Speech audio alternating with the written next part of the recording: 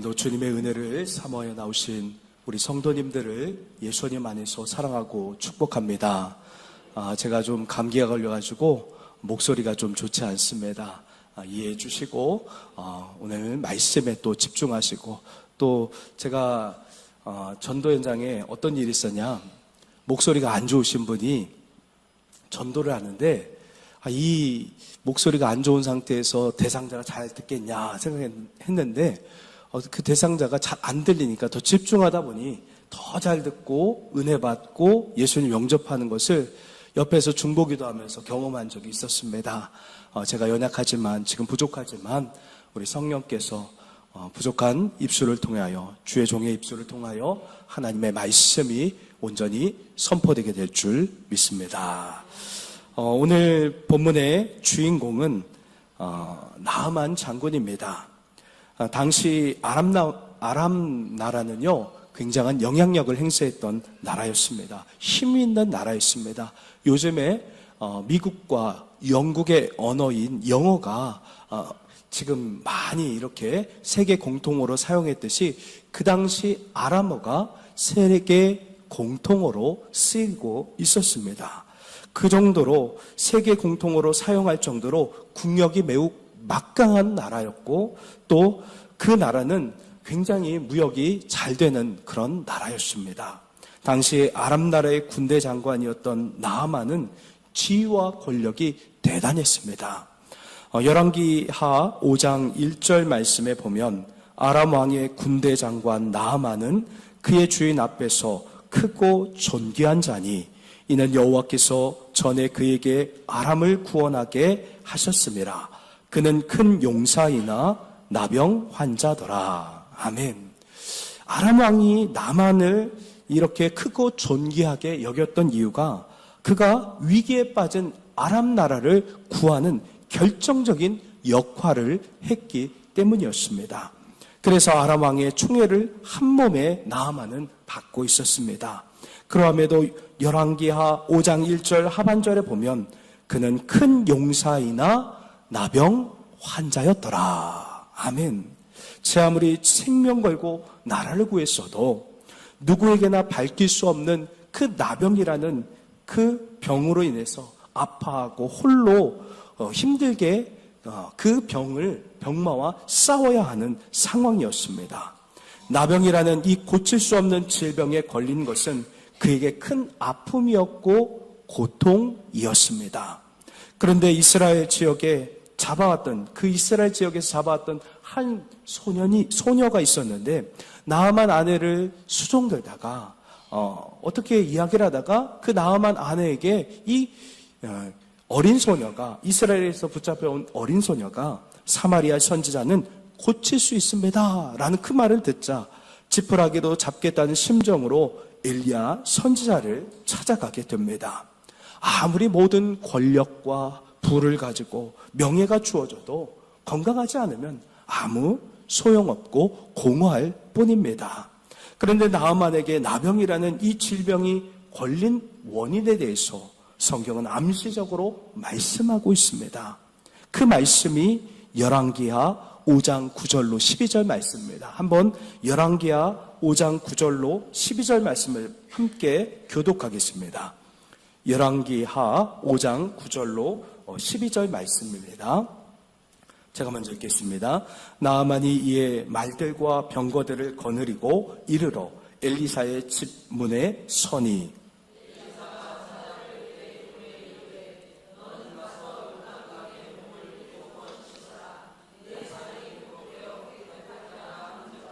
나아만이 노하여 물러가며 이르되 내 생각에는 그가 내게로 나와 서서 그의 하나님 여호와의 이름을 부르고 그의 손을 그 부위에 흔들어 나병을 고칠까 하였도다.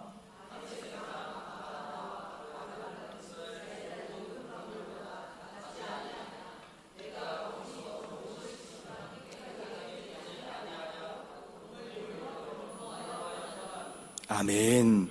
이렇게 나아만 장군은요, 아람 나라를 구한 국민 영웅이었습니다. 하지만 그는 나병이라는 질병으로 인해서 자신을 구하지 못하고 연약한 자인 것을 그럼에도 불구하고 자신의 그 처지를 직시하지 못했습니다. 아무리 나라를 구해도 자기 몸을 간수할 수가 없었습니다. 그리고 열왕기하 5장 1절 중간절에 보면 여호와께서 전에 그에게 아람을 구원하게 하셨습니다. 아멘. 이렇게 나아만이 잘나서 이긴 것이 아니라 여호와 하나님께서 간섭하셔서 아람 나라를 구하게 하셨던 겁니다. 그러니까 하나님이 아람 나라를 구원하셨던 겁니다. 하나님은요, 한 나라를 이기게도 하시고 패하게도 하시는 분이십니다. 하나님은 온 세상의 주관자가 되십니다. 나아만이 착각하고 있었던 것은 모든 것이 하나님의 주권 안에 있다는 것을 잘 모르고 있었습니다. 나아만은 아람 나라를 구하게 되면서 자신이 나라를 구했다는 교만의 덫에 빠지고 말았습니다. 내가 이루어냈다, 내가 해냈다라는 잘못된 교만에 빠졌습니다. 교만한 마음은요, 쉽게 밖으로 나오기도 하지만 어떤 때는요, 이끼처럼 끼어가지고 밖으로 잘 드러나지 않을 때도 있습니다. 이것이 정말 무섭습니다. 자신도 모르는 교만, 상대방도 모르게 숨겨진 이 교만은 조금씩 자기 자신을 무너뜨리고 마는 것입니다. 하나님의 종 엘리사가 나아만을 직접 만나주지 않고 사자를 보내 요단강에 7번 가서 7번 몸을 씻으라는 전가를 받자 이 나아만은 분노하며 그곳을 떠났습니다. 내가 그래도 아람 나라의 국민 영웅이고 또 국방부 장관인데 한낱 선지자가 말이야, 나를 본체만 채 괘씸한 것, 이렇게 나아만은 나병뿐만 아니라 교만이라는 아킬레스건이 있었습니다. 그러면 엘리사는 어떨까요? 군대 장관이었던 나아만을 만나지 않았기 때문에 엘리사가 교만한 것일까요? 그렇지 않습니다. 엘리사는 하나님의 종이었지 사람의 종이 아니었기 때문에 나아만의 기대처럼 환대할 수가 없었던 겁니다. 하나님의 명령대로 따라야 했기 때문입니다. 아람 왕보다도 아람의 군대 장관보다도 하나님께서 더 높으신 분이시기 때문에 엘리사는 하나님의 명령만 순종할 수밖에 없었습니다. 그래서 엘리사는 나아만을 맞이할 수가 없었던 겁니다. 얼굴을 내밀지 않은 엘리사 선지자의 정갈이 나아만 장군 내면 깊은 곳에 자리 잡고 있었던 그 숨겨진 교만과 분노가 표출됐던 겁니다.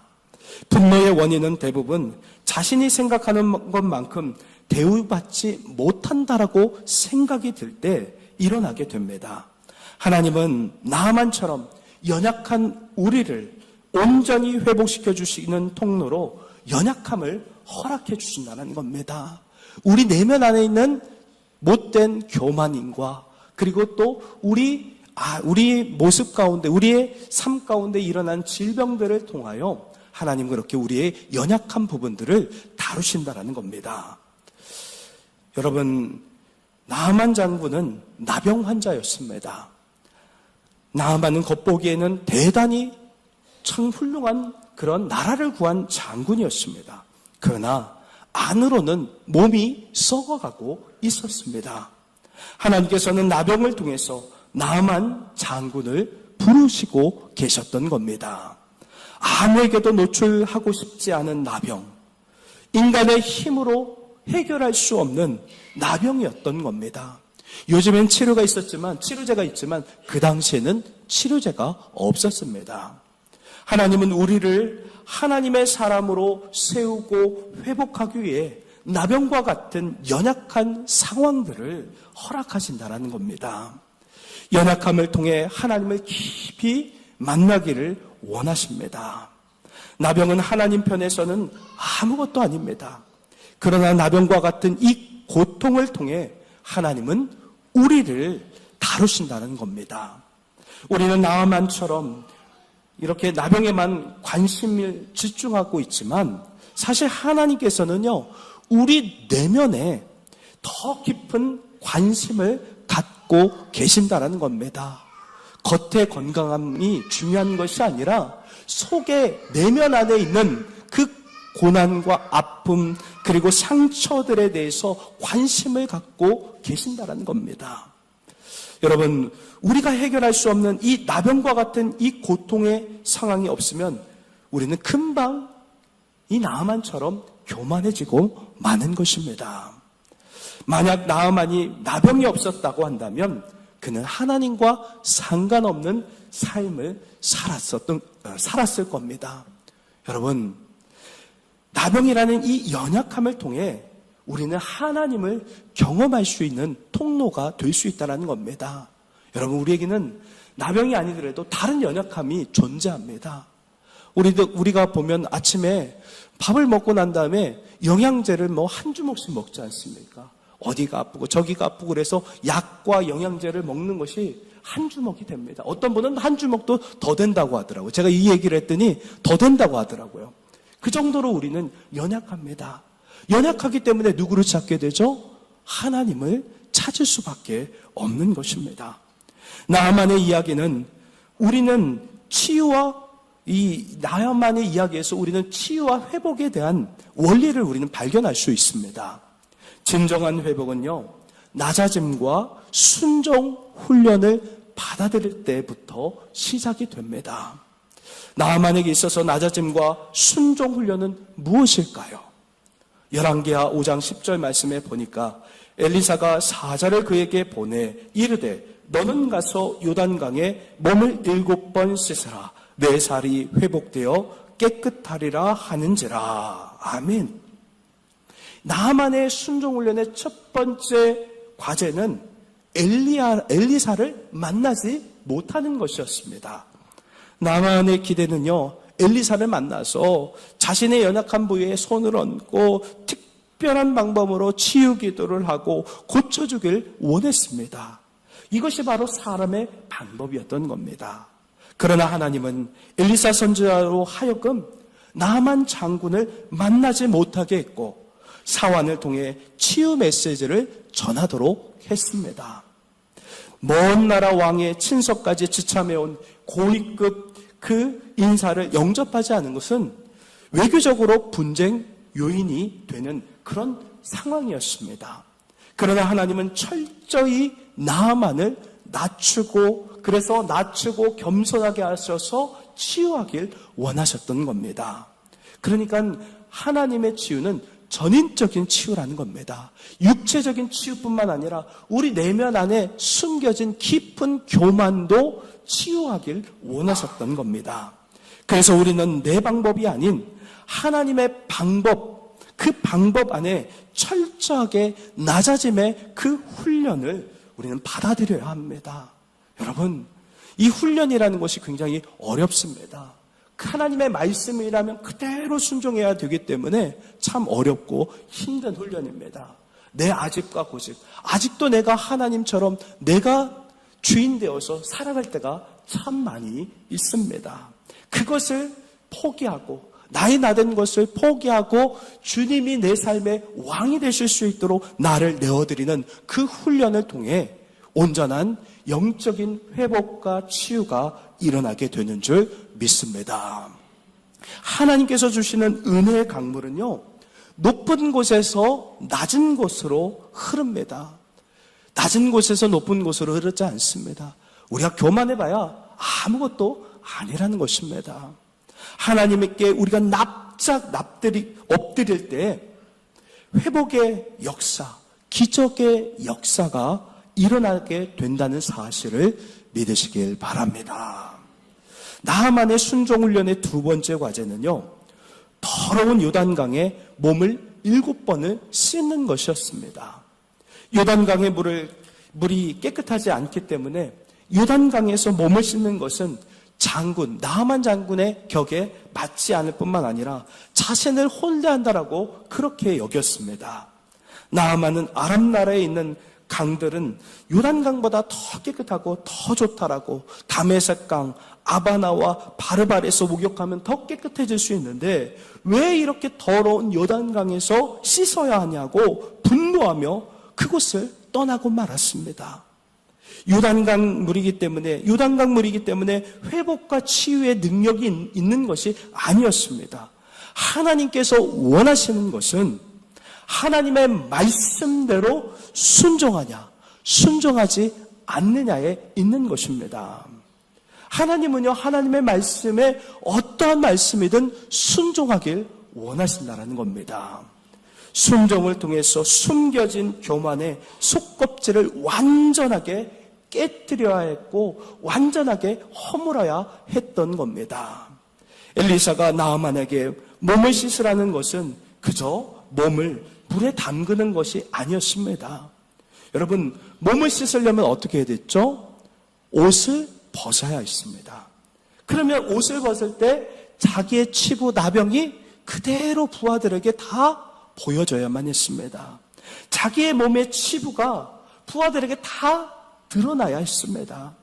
자신의 치부를 부하들에게 드러내는 것은 쉬운 일이 아니었습니다. 왕을 비롯하여 모든 국민에게 존경을 받는 지휘자였던 그 나아만 장군이 자신의 치부를 드러내는 것은 죽기보다 힘든 상황이었던 겁니다. 그러나 하나님은 한 번도 아닌 7번씩이나 씻을 것을 요구하셨습니다.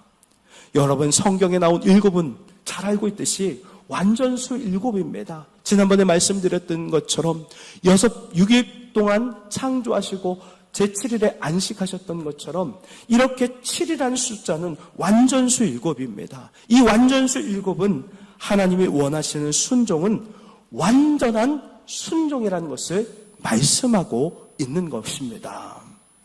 내 것을 내려놓지 않으면 결코 교만을 고칠 수 없습니다.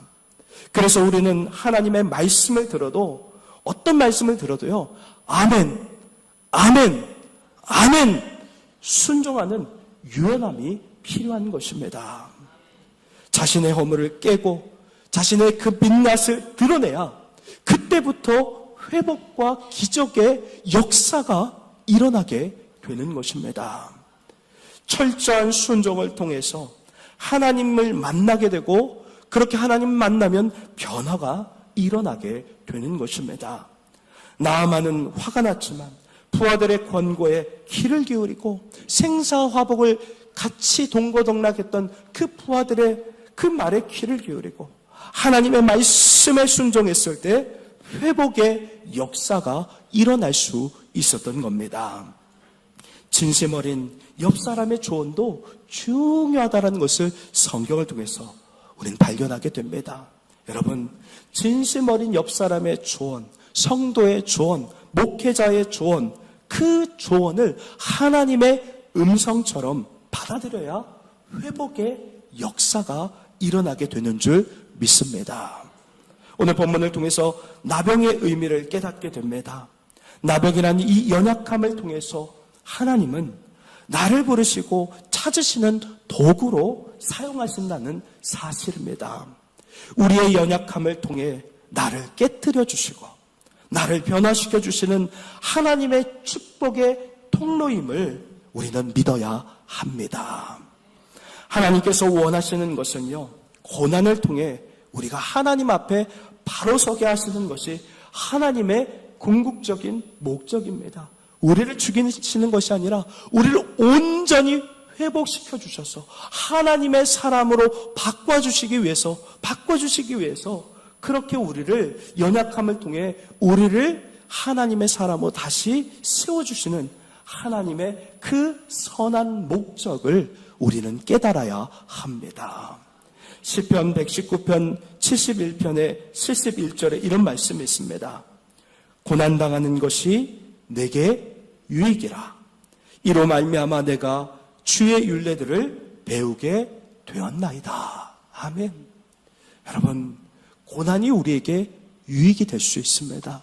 고난을 통해 아프면요 절로 주여가 나옵니다.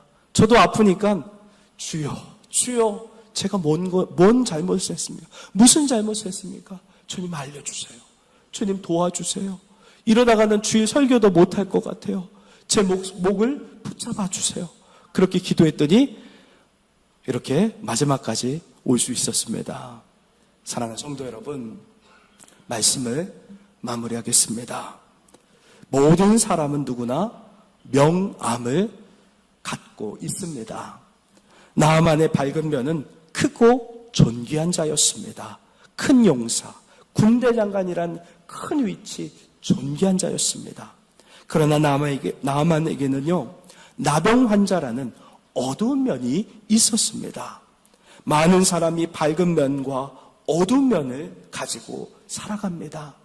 여러분, 나아만처럼 우리가 하나님의 말씀에 순종하면 어떠한 어려움 속에서도 회복과 치유의 주인공이 될 수 있다는 이 성경의 가르침을 믿으시기 바랍니다. 우리에게 다가오는 죽음의 질병이 영원한 생명을 주시는 예수 그리스도를 만날 수 있게 하셨습니다. 이처럼 우리 어두운 부분인 연약함을 통해 우리를 부르고 계신 그 하나님의 음성에 우리가 반응하고 순종함으로 회복의 은혜를 경험하는 우리 모든 성도님들 다 되시길 예수님의 이름으로 축원합니다. 축원합니다. 기도하겠습니다.